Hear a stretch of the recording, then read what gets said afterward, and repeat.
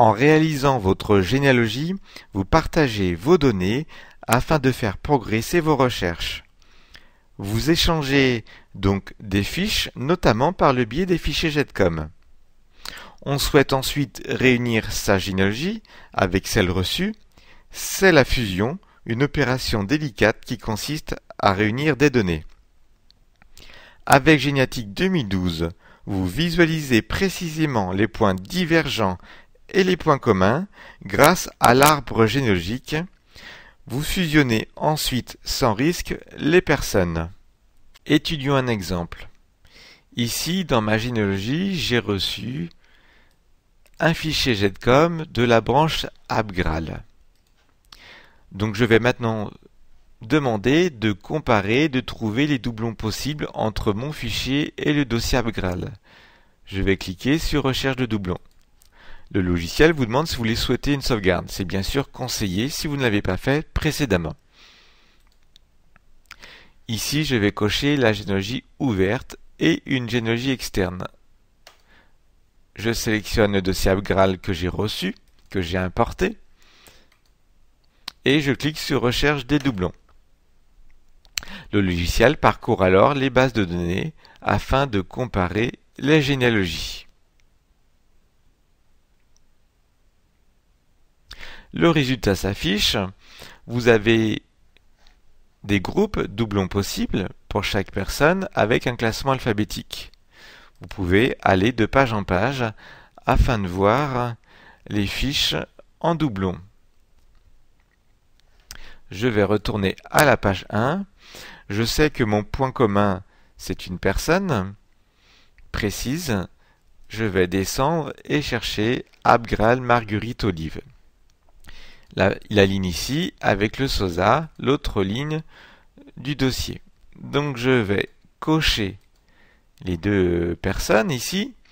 Au lieu de fusionner, je vais cliquer sur Simuler la fusion.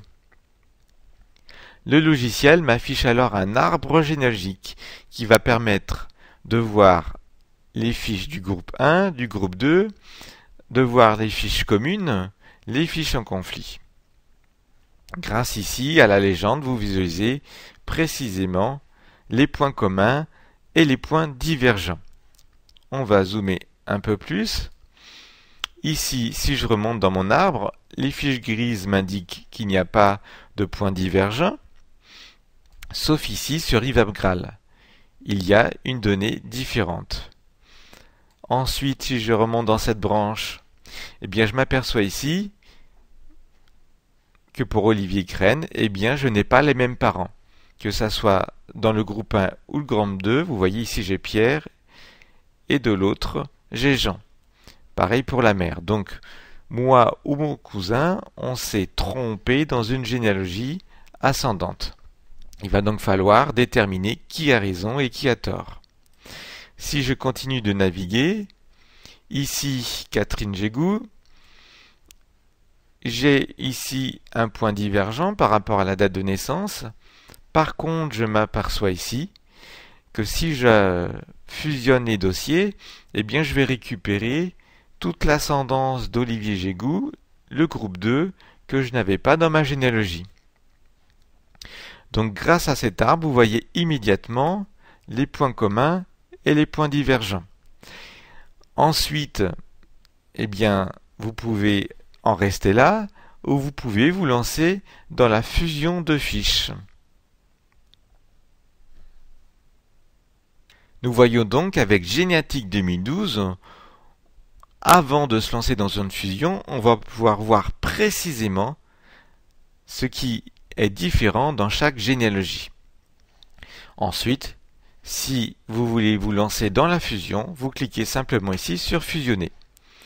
Le logiciel vous dit que des fiches vont être copiées. On clique sur OK.